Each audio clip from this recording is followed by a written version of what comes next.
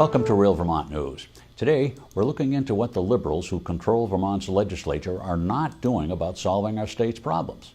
Terrible roads, lack of economic growth, the rising cost of education. And what about the 40% of young workers surveyed recently by the Lake Champlain Chamber of Commerce? They said they were planning to leave Vermont because of the high cost of living here and the lack of opportunities for their professional growth. Here's Rob Roper with a report. Surely, Rob, our legislature is focused like a laser beam on fixing all these problems, right? Well, Bob, wrong. The truth of the matter is that the legislative supermajority is not serious about solving real problems.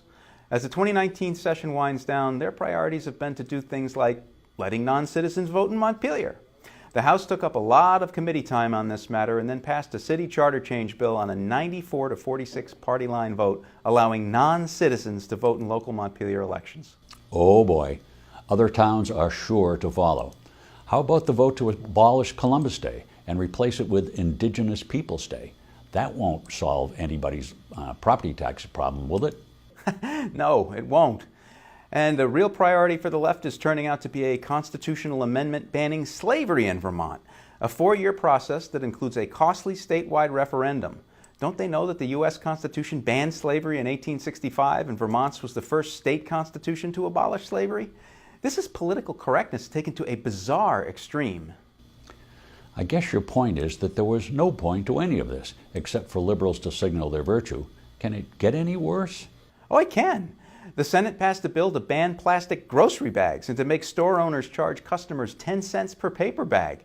And the House seems poised to follow. Some of them even wanted to ban paper bags too. And then they decided to raise the smoking age to 21.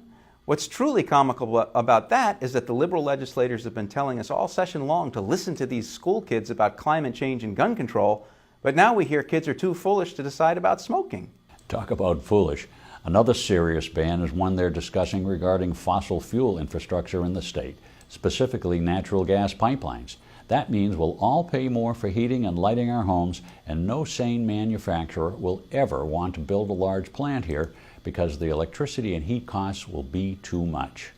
Well, foolish is bad enough, but then there's foolish and dangerous, like the Vermont Global Warming Solutions Act, which would, in effect, create a green police state under which our state government shall, quote, adopt and implement rules to achieve the 2025 greenhouse gas reduction requirement, including addressing greenhouse gas emissions from the electricity sector, transportation sector, and building sector, end quote. Shall means you will be forced to comply by whatever means necessary in order to accomplish approximately nothing in regard to climate change. Thanks, Rob, especially for that last warning about the danger far-left legislators pose to every Vermonter's personal liberty.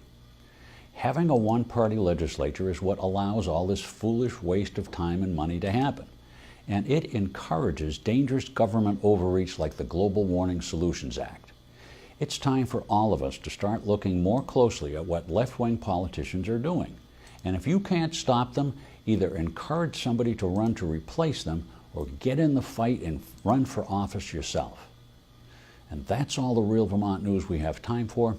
A lot more happened, and we'll be looking into all of it.